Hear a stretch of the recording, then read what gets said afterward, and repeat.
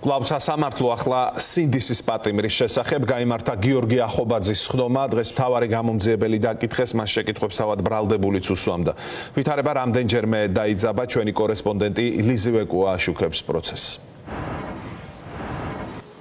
სამ საათზე დიდხანს მიმდინარეობდა გიორგი ახობაძის სასამართლო პროცესი და ეს მთელი დრო დაეთმო ბრალდების მხარის ერთ მოწმეს გრიგოლ კაჭკაჭიშვილს, რომელიც არის მთავარი გამომძიებელი ამ საქმეში და მას აქვს გამოძიებული რეალურად ის მტკიცებულებები, რომელსაც გიორგი ახობაძეს ედავებიან. გიორგი ახობაძეს ედავებიან დიდი ოდენობის ნარკოტიკების შეძენა შენახვას და მას 8-დან 20 წლამდე ანუვადოდ თავისუფლების აღკვეთა ემუქრება. ახლა რაც შეეხება თუ როგორ ვითარდებოდა დღევანდელ სასამართლო პროცესზე მოვლენები, თავდაპირველად პროცესი დაიწყო გიორგი ახობაძის მიმართვით. გიორგი ახობაძემ მიმართა ვანო ნადირაძეს, უკრაინაში მებრძოლ ქართველს, რომელიც გუშინ გარდაიცვალა, ასევე მან სოლიდარობა გამოუცხადა და ნიო დათაშვილს, რამდენიმე დღის წინ დაკვებულ პოლიციელს, რომელსაც მანდატურებისთვის ფიზიკური ზიანის მიყენებას ედავებიან და ასევე მან სოლიდარობა გამოუცხადა ზურა ჯაფარიძესაც, რომელსაც დღეს მიუსაჯეს 7 თვიანი პატიმრობა წულუკიანის კომისიაში არ გამოცხადებისთვის. გიორგი ახობაძე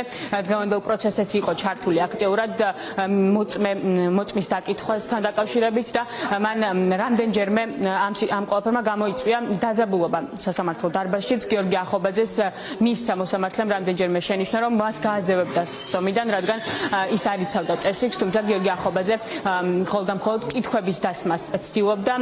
გრიგოლ კაჭკაჭიშვილის დაკითხვას მოჰყვა დარბაზში რამდენჯერმე ხმაური და გიორგი ახობაძის ადვოკატები ამბობენ, რომ დღევანდელმა ჩვენებამ აჩვენა რეალურად, რომ საქმეში არანაირი მტკიცებულებები არ დევს და გრიგოლ კაჭკაჭიშვილმა ეს კიდევ უფრო კარგად დაადასტურა.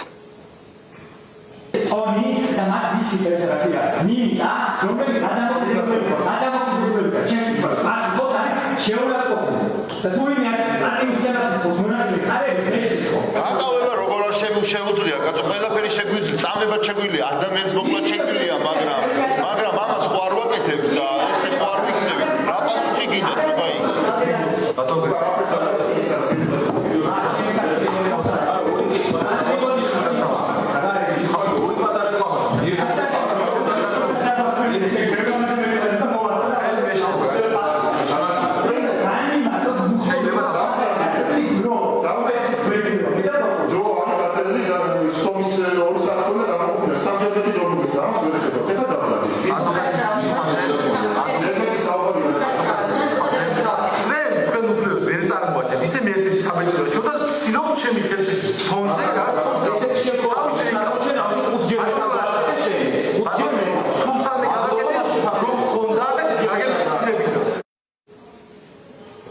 ჩვენ სადეთ დაგვესვა კითხვები თავად მოწმე პოლიციელისთვის, გრიგოლ კაჭკაჭიშვილისთვის, თუმცა როგორც სხვა მოწმეების მსგავსად, მანაც არ გასცა ჩვენ შეკითხვებს პასუხი. ჩვენი კითხვები ეხებოდა რატომ ვერ შეძლო მან გიორგი ახობაძის დაკავებისას ან მისმა კოლეგამ ვიდეო მტკიცებულებების მოპოვება, გულისხმობ ტელეფონით მაინც ვიდეო კადრების გადაღება, რადგან როგორც გიორგი ახობაძის უფლებადამცველები აცხადებენ, მაშინ როდესაც